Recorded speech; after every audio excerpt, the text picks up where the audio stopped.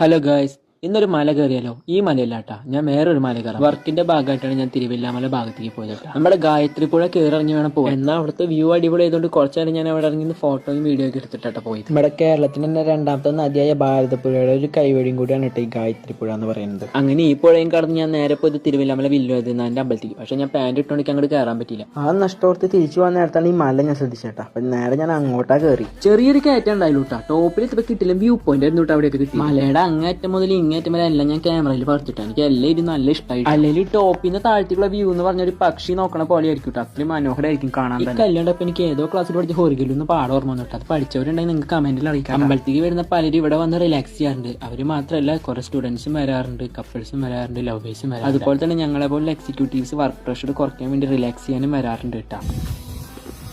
അപ്പോൾ ഇത്തരം സ്ഥലങ്ങളൊക്കെ കണ്ട് ഞാൻ മടങ്ങാണ് ഗൈസ്. നമുക്ക് തിരിച്ച് റൂട്ടിൽ പോകാൻ ജോലിക്ക് സമയം. അപ്പോൾ ഈ സ്പോട്ട് വേണ്ടി നമ്മുടെ തിരുവില്ലാമല അമ്പലത്തിന്റെ വടക്കേ സൈഡ് നേരെ ചെന്ന് കയറുന്ന റോഡാട്ടാ. ചെന്ന് മുട്ടും തന്നെ ഈ സ്പോട്ടിലേക്കാണ് കേട്ടോ. Okay guys, by.